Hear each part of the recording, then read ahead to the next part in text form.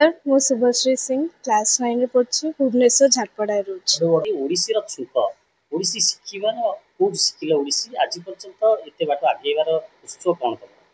Actually first ମୋ ମାମା ଗୋଟେ Odissi dancer ଥିଲେ, ତ ସିଏ ଚାହୁଁଛନ୍ତି କି ତାଙ୍କ ଝିଅ ବି ସେମିତି ତାଙ୍କ ଭଳିଆ ଗୋଟେ ନୃତ୍ୟଶିଳ୍ପୀ ହଉ। ତ ମୁଁ ବି ଚାହୁଁଛି କି ମୁଁ ମୋ ମାମାଙ୍କ ସ୍ୱପ୍ନ ସାକାର କରିବାକୁ ଚାହୁଁଛି। କେତେ ବର୍ଷ ବୟସରୁ ତମକୁ ଓଡ଼ିଶୀ ଶିଖିବାକୁ ପଡ଼ିଥିଲା? 4 ବର୍ଷ। 4 ବର୍ଷ। ଆଜି ଓଡ଼ିଶୀର କୋଉ ଡ୍ୟାନ୍ସଟା ଶିଖିଛ ତମେ ଓଡ଼ିଶୀର? ମୁଁ ମଙ୍ଗଳାଚରଣ, ସ୍ଥାୟୀ, ପଲ୍ଲବୀ, ଅଭିନୟ ଅଲମୋଷ୍ଟ କମ୍ପ୍ଲିଟ୍ କରିସାରିଲିଣି। ଯେମିତି ଗୁରୁଙ୍କ ନାମ କହିବା ଗୁରୁଦେବ ପ୍ରସାଦ ହଉ ବହୁତ ଗୁରୁ ଅଛନ୍ତି କେଳୁଚରଣ ଦାସ ହଉ ପୁରୁଣାମାନେ ଅଛନ୍ତି ସେମାନଙ୍କ ଦ୍ୱାରା କେତେ ପ୍ରେରିତ ହୋଇଛନ୍ତି ଓଡ଼ିଶୀ ଶିଖିବା ପାଇଁ? ବହୁତ ପ୍ରେରିତ ହେଇଛନ୍ତି ତାଙ୍କ ପାଇଁ ହିଁ ମାନେ ଯେମିତି କୁହନ୍ତି ଆମ ଓଡ଼ିଶୀ ଆସିଛି। ତ ସମସ୍ତେ ଏମିତି ହିଁ ମାନେ ଆଉଥରେ ଚାହୁଁଛି ମୁଁ ଆଗକୁ ଏମିତି ଏଇ କ୍ଷେତ୍ରରେ ଯାଏ, ମୋ ବାବା ମାମାଙ୍କ ନାମ ଏମିତି ସମସ୍ତଙ୍କୁ ପ୍ରାଉଡ୍ ଫିଲ୍ କରାଏ। ଆଗକୁ କ'ଣ ଲକ୍ଷ୍ୟ ରଖିଛନ୍ତି? IPS ହେବାର। IPS ସାଥିରେ ପାଠ ପଢ଼ା ସାଥିରେ ପାଠ ସାଥିରେ ଛାଟ ଏଇ ଯେଉଁ ଶିଖିବା ପାଇଁ ମନୋବୃତ୍ତି କେମିତି କ'ଣ ଟାଇମ୍ ବାହାର କରନ୍ତି ଆପଣ? ମୁଁ ସବୁଠି ଟାଇମ୍ ବାହାର କରିବାକୁ ପଡ଼େ, ମ୍ୟାନେଜମେଣ୍ଟ କରେ। ବେଳେବେଳେ ଯେତେ ପ୍ରୋଗ୍ରାମ୍ ଆସେ ଟିକେ ପାଠକୁ ସାଇଡ଼ରେ ରଖିଛି କି ଟିକେ ବେଶୀ ଏପଟେ ଟାଇମ୍ ଦିଏ, ଏମିତି ଟାଇମ୍ ମ୍ୟାନେଜମେଣ୍ଟ କରିବାକୁ ପଡ଼େ। ପାଠ ସାଥିରେ ଆକୁ ବି ଟାଇମ୍ ଆପଣ ବାହାର କରନ୍ତି। ଆଜ୍ଞା। ଆମେ ଦେଖୁଥିଲେ ଆପଣ ଗୁଡ଼ାଏ ଆୱାର୍ଡ଼ ବି ପାଇଛନ୍ତି ଆଉ ଗୁଡ଼ାଏ ସାର୍ଟିଫିକେଟ୍ ମଧ୍ୟ ଆଜି ପର୍ଯ୍ୟନ୍ତ ଆଚିଭ୍ କରିଛନ୍ତି। ଏଇ ଆୱାର୍ଡ଼ ଗୁଡ଼ାକ ସାର୍ଟିଫିକେଟ୍ କୋଉ ଅନୁଷ୍ଠାନରୁ ପାଇଛନ୍ତି? ମୁଁ ବହୁତ ସାରା ପାଇଛି, ଯେମିତି ସ୍କୁଲରେ ହେବ, ବହୁତ ସାରା ପ୍ରୋଗ୍ରାମକୁ ବି ଯାଇଛି, ଯେମିତି ଅକ୍ର ଫେଷ୍ଟିଭାଲ ହେବ, ଓଡ଼ିଆ ଅସ୍ମିତା ହେବ, ପ୍ରବାସୀ ଭାରତୀୟ ହେବ, ବହୁତ ସାରା ଫେଷ୍ଟିଭାଲକୁ ଯାଇଛି, ଏମିତି ପାଇଛି ସେଇଠୁ। ଆଉ ଗୋଟେ କଥା ଓଡ଼ିଶାରେ ଓଡ଼ିଶୀ ଶିଖା ହେଉଛି କୁନି କୁନି ପିଲାମାନେ ପର୍ଯ୍ୟନ୍ତ ବର୍ତ୍ତମାନ ଶିଖିବା ଆରମ୍ଭ କଲେଣି। ଓଡ଼ିଶା ବାହାରେ ମଧ୍ୟ ଓଡ଼ିଶୀର ବହୁତ ପ୍ରଭାବ ଅଛି। ଏଇ ଯେଉଁ ପ୍ରଭାବ ରହୁଛି ଏଇ ଯେଉଁ ପିଲାମାନେ ମଧ୍ୟ ବର୍ତ୍ତମାନ ଶିଖୁଛନ୍ତି ତାଙ୍କୁ କ'ଣ କହିବେ ଶିଖିବା ପାଇଁ? ଆପଣ ଏମିତି ଶିଖନ୍ତୁ, ଯେହେତୁ ଇଏ ହେଉଛି ଆମ ଶାସ୍ତ୍ରୀୟ ନୃତ୍ୟ, ତ ମାନେ ୟାର ପ୍ରସାର ପ୍ରଚାର ହେଲେ ଏବଂ ଓଡ଼ିଶାର ବି ସେମିତି ପ୍ରସାର ପ୍ରଚାର ହେବ, ଆମର ବି ଉନ୍ନତି ହେବ, ଆମ ଦେଶର ବି ଉନ୍ନତି ହେବ। ତମ ମା ବି ଜଣେ ଓଡ଼ିଶୀ ଡ୍ୟାନ୍ସର ଅଛନ୍ତି। ଆଜ୍ଞା। ଜଣେ ଗୃହିଣୀ ବି, ତମକୁ ସେ ଓଡ଼ିଶୀ ଶିଖାନ୍ତି? ଆଜ୍ଞା, ତାଙ୍କଠୁ ହିଁ ଫାଷ୍ଟ ମୁଁ ଶିଖିଥିଲି। ତାପରେ ସିଏ ବି ତାଙ୍କର ମନ ହେଲା କି ମୋ ଝିଅ ଏମିତି ଓଡ଼ିଶୀ ଡ୍ୟାନ୍ସର ହଉ, ତ ତାପରେ ମୁଁ କ୍ଲାସ୍ ଜଏନ୍ କଲି। ଆପଣ ଗୁରୁ କାହାକୁ ମାନନ୍ତି ଓଡ଼ିଶୀର? ଫାଷ୍ଟ ତ ମୋ ମାମା, ସେକେଣ୍ଡ ତାପରେ ମୋ ଗୁରୁ ଶ୍ରୀମତୀ ମମତା ଶତପଥୀ। ମମତା ଶତପଥୀ। ଆଉ ଗୋଟେ କଥା ଦେଖିବା, ଭୁବନେଶ୍ୱରରେ ପିଲାମାନେ ଓଡ଼ିଶୀର ବହୁତ ଗବେଷଣାଗାର ଅଛନ୍ତି, ଶିଖୁଛନ୍ତି। ଆଉ ତା ସହିତ ଗାଁ ମାନଙ୍କରେ ଟିକେ ଓଡ଼ିଶୀ ଶିଖିବା ପାଇଁ ଅସୁବିଧା ହୁଏ। ତମେ ଭୁବନେଶ୍ୱର ରହିଲ, ଓଡ଼ିଶୀ ଶିଖିଲ, ଆଗକୁ ଚାଲିବ। ଏଇ ଯେଉଁ ଆଗକୁ ଯେଉଁ ଯିବାଟା ପରମ୍ପରା ଇଏ କେତେ ବର୍ଷ ପର୍ଯ୍ୟନ୍ତ ତମର ଜାରି ରହିବ ବୋଲି ଆଶା ରଖିଛନ୍ତି? ମୁଁ ଯେପର୍ଯ୍ୟନ୍ତ ବି ମାନେ ମୁଁ ଶିଖିବାକୁ ଚାହୁଁଛି, ମୁଁ ଲାଇଫ୍ ଟାଇମ୍ ପାଇଁ ଶିଖିବା ପାଇଁ ଚାହୁଁଛି। ମାନେ ମୋର ବି ମାନେ ମୁଁ ସମସ୍ତଙ୍କୁ ଦେଖେଇବାକୁ ଚାହୁଁଛି କି ମୁଁ ଏତେ ଛୋଟ ବୟସରୁ ଷ୍ଟାର୍ଟ କରିଛି ବୋଲି। ଓଡ଼ିଶାର କଳାକୁ ନେଇକରି ଓଡ଼ିଶୀ, ଜଗନ୍ନାଥଙ୍କର ଦେବଦାସୀ ଭାବେ ଓଡ଼ିଶୀରେ ଜଗନ୍ନାଥ ମନ୍ଦିର ଯେଉଁମାନେ ପୂର୍ବରୁ ଥିଲେ ଟିକେ ଦେବଦାସୀ ନୃତ୍ୟ କରନ୍ତି। ଆପଣଙ୍କର ଇଚ୍ଛା ଅଛି ଦେବଦାସୀ ହେଇକରି ଜଗନ୍ନାଥ ପାଇଁ ନାଚ କରିବା ପାଇଁ? ବହୁତ ଇଚ୍ଛା ଅଛି। ଆଗକୁ ଆଉ କ'ଣ ରଖିଛନ୍ତି, ମନରେ କ'ଣ ଅଛି କରିବା ପାଇଁ? ବହୁତ ବଡ଼ ବଡ଼ ପ୍ରୋଗ୍ରାମକୁ ମୁଁ ଯିବାକୁ ଚାହୁଁଛି, ଯେମିତି ସମସ୍ତେ ଟିଭିରେ ଆସୁଛନ୍ତି, ମୁଁ ବି ସେମିତି ଟିଭିରେ ଆସିବାକୁ ଚାହୁଁଛି। ମୋ ମାମା ବାବା ଯେମିତି ଗର୍ବିତ ହୁଅନ୍ତୁ ମୋତେ ନେଇକି ମୋ ଝିଅ ଟିଭିରେ ଆସିଛି ବୋଲି। ଦେଶର ନାଁ ରଖିବେ, ଓଡ଼ିଶାର ନାଁ ରଖିବା ପାଇଁ ଆଜ୍ଞା ମନରେ ଅଛି? ବହୁତ। ନମସ୍କାର, ମୁଁ ବର୍ଷା ସିଂ, ଶୁଭଶ୍ରୀର ମାମା। କ'ଣ କହିବେ, ଆପଣ ଜଣେ ଗୃହିଣୀ ସହିତ ଅତୀତରେ ଭଲ ଗୋଟେ ଓଡ଼ିଶୀ ନୃତ୍ୟାଙ୍ଗନା ଥିଲେ, ବର୍ତ୍ତମାନ ଝିଅ ଆପଣଙ୍କୁ ଅନୁସରଣ କରି ଆଗେଇ ଚାଲିଛି, କେତେ ଖୁସି ଅଛନ୍ତି ଝିଅର? ମୁଁ ତ ବହୁତ ଖୁସି, ଝିଅକୁ ନେଇକି ବହୁତ ଗର୍ବିତ। ଓଡ଼ିଶୀ ଡ୍ୟାନ୍ସର ଥିଲି, ଯେତେବେଳେ ମ୍ୟାରେଜ ପୂର୍ବରୁ ଓଡ଼ିଶୀ ଡ୍ୟାନ୍ସର ଥିଲି।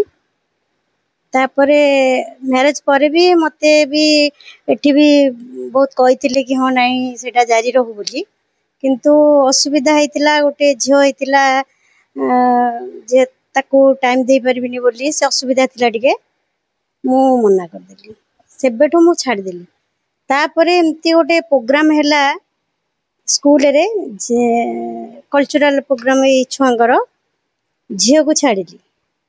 ଝିଅକୁ ମୁଁ ନିଜେ ଶିଖେଇଥିଲି ଭଜନରେ। ତାପରେ ସିଏ ଭଲ ନାଚିଲା, ମୁଁ ଭାବିଲି କି ଝିଅ ବି ମୋ ଆଶା ବୋଧେ ପୁରା କରିବ, ତା ଆଖିରେ ମୁଁ ସ୍ୱପ୍ନ ଦେଖିବି।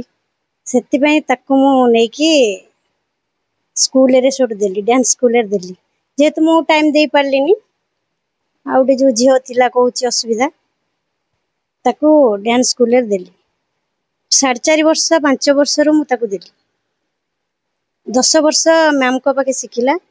ତାପରେ ଏବେ ଟିକେ ଦୂର ହେଇଗଲା ବୋଲିକିରି, ଯେହେତୁ ସେଇ ସ୍କୁଲରେ ଶିଖଉଥିଲେ ମ୍ୟାମ୍ ମମତା ମ୍ୟାମ୍ ଯିଏ, ତାକୁ ଆଉ ଗୋଟେ ସ୍କୁଲରେ ଦେଲି। ଏବେ ଚାଲିଛି ସବୁ ପ୍ରୋଗ୍ରାମରେ ବି ବହୁତ ଭଲ କରୁଛି, ନାଁ ବି ଆଣୁଛି, ଆଉ ବହୁତ ଖୁସି ମତେ ଲାଗୁଛି। ମାଙ୍କ ଅନୁସରଣ ବର୍ତ୍ତମାନ ଝିଅ କରି ଆଗେଇ ଯାଇଛି। ଆପଣ ଓଡ଼ିଶୀ ଶିଖଉଥିଲେ, ସେ ଗୁରୁ ବାହାରକୁ ଯାଇକି ଗୁରୁଜୀଙ୍କ ଠାରୁ ଓଡ଼ିଶୀ ଶିଖିଲା, ଫରକ କ'ଣ ମା କୋଠୁ ଶିଖିବା ବାହାରେ ଗୁରୁ କୋଠୁ ଶିଖିବା? ନିଶ୍ଚିନ୍ତ ମା ଠାରୁ ଶିଖିବା ଗୁରୁଙ୍କ ଠାରୁ ଶିଖିବା ବି ଫରକ ରହିବ। ମା ପାଖରେ ପିଲାମାନେ ସ୍ନେହ, ଗେଲା, ଅଳି, ମାନିବାନି ଏସବୁ ଟିକେ ରୁହେ। କିନ୍ତୁ ଜଣେ ଗୁରୁଙ୍କ ପାଖକୁ ଚାଲିଗଲେ ସେ ତାଙ୍କ ଇଏରେ ବାନ୍ଧି ହେଇଯାଆନ୍ତି, ଡର ଟିକେ ରୁହେ, ଡିସିପ୍ଲିନ ଟିକେ ବଢିଯାଏ। ଆଉ ମାଙ୍କ ପାଖେ କ'ଣ ଫିକିଲି ହୁଅନ୍ତି, କିନ୍ତୁ ଗୁରୁଙ୍କ ପାଖରେ ଭଲ କରନ୍ତି ସେ ପିଲାମାନେ। ଓଡ଼ିଶୀ ଶିଖିବାକୁ ଗଲେ ସାଧନା କରିବାକୁ ପଡେ। ନିଶ୍ଚିନ୍ତ। ଏ ସାଧନା କ'ଣ ଆଉ କେତେ ଦିନ ପର୍ଯ୍ୟନ୍ତ ଯୋଉଟା ରିଆଜ କୁହାଯାଏ ଶିଖିବାକୁ ପଡିବ? ସାଧନା ତ ଓଡ଼ିଶୀର ସାଧନା ସରେନି, କାହିଁକିନା ଓଡ଼ିଶୀ ଏମିତି ଗୋଟେ ଜିନିଷ, ସେ ତ ଏମିତିରେ ଆମେ ଭାରତ କ'ଣ ଓଡ଼ିଶା, ଓଡ଼ିଶା ଭାରତ, ଏମିତିକି ଦେଶ ବାହାରକୁ ବି ଗଲାଣି। ଓଡ଼ିଶୀର ନାହିଁ ଏମିତି ଯେ ସରିବ, ତାର ଅନ୍ତ ଅଛି ବୋଲି। ସେଥିପାଇଁ ତ ଦେବଦାସୀ ମାନେ ପଡ଼ି ରୁହନ୍ତି ଜଗନ୍ନାଥଙ୍କ ପାଖରେ। ମୋର ବି ଇଚ୍ଛା କେତେବେଳେ ମୁଁ ଜଗନ୍ନାଥଙ୍କ ପାଖରେ ଝିଅଟିଏ ନଚେଇଦେବି କି, ଇଚ୍ଛା ହୁଏ ସବୁବେଳେ। ମୁଁ କୁହେ ପୁରୀକି ନେଇକି ଯିବା ଫେରେ ଝିଅଟିଏ ନଚେଇଦବା, ଏଇ ଟାଇପର ଇଚ୍ଛା ମୋର। କିନ୍ତୁ ତାପରେ ଛାଡିଛି। ନାଇଁ, ନାଚିନି। ଏମିତି ଗୁଣ୍ଡିଚା ବେଳେ ଜଣଙ୍କର ଜଗନ୍ନାଥ ଆସନ୍ତି, ସେଇଠି ଯାଇକି ନାଚିଥିଲା। ତାପରେ ଏମିତିରେ ଗୋଟେ ଆଶ୍ରମରେ ଗୁରୁ ଡାକିଥିଲେ, ଆମର ଗୋଟେ ଆଶ୍ରମ ଅଛି, ଡାକିଥିଲେ ଜଗନ୍ନାଥଙ୍କ ପାଖରେ ପ୍ରୋଗ୍ରାମ ଚାଲିଥିଲା, ସେଠି ନାଚିଥିଲା। କିନ୍ତୁ ପୁରୀ ଯାଇନି। ଜଣେ ଓଡ଼ିଶୀ ଡ୍ୟାନ୍ସ ଶିଖି ତା ଫ୍ୟୁଚର କ୍ୟାରିୟର କରିପାରିବ ଆଜିକା? ନିଶ୍ଚିନ୍ତ, ବହୁତ ଭଲ କ୍ୟାରିୟର କରିପାରିବ। ବହୁତ ଭଲ କ୍ୟାରିୟର ହେଇପାରିବ। ଲକ୍ଷ୍ୟ କ'ଣ ରହିବା ଦରକାର ଜଣେ ସାଧନା କରିବା ପାଇଁ? ଲକ୍ଷ୍ୟ ତ ବହୁତ ରଖିକିରି ଯିବା କଥା ଆଗକୁ, କାରଣ ଲକ୍ଷ୍ୟ ନ ରଖିଲେ କେବେ ଆଗକୁ ତମେ ଯାଇପାରିବନି। ଆଉ କ'ଣ କହିବେ ଆପଣଙ୍କର ଝିଅର ଏତେ କମ ବୟସର ଯୋଉ ସଫଳତା ସେ ଆଜି ପାଇଛି, ବହୁତ ସାରା ଆୱାର୍ଡ ସେ ବହୁତ ଜାଗାରେ ମଧ୍ୟ ପାଇଛି, ତ ଆପଣଙ୍କୁ କେତେ ଖୁସି ଲାଗେ ଆଉ ଆପଣ କେତେ ଗର୍ବ ଅନୁଭବ କରନ୍ତି? ମୋର ତ ଖୁସିର, ମୁଁ କ'ଣ ତା ବାବା କ'ଣ, ଖୁସିର ମାନେ ତୁଳନା ନାହିଁ। ବହୁତ ଖୁସି, ମାନେ ଗର୍ବିତ ତାକୁ ନେଇକି।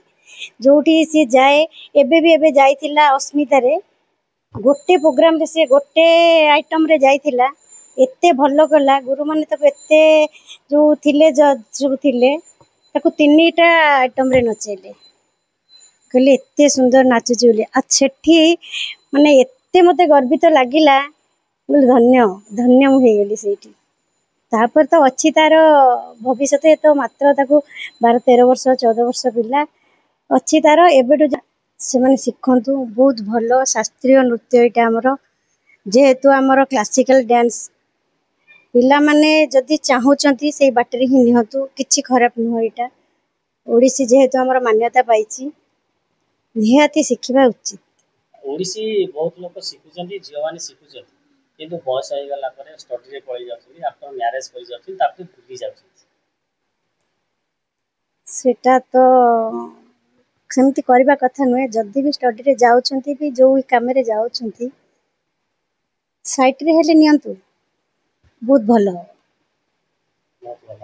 ହଁ, ବହୁତ ଭଲ ହବ।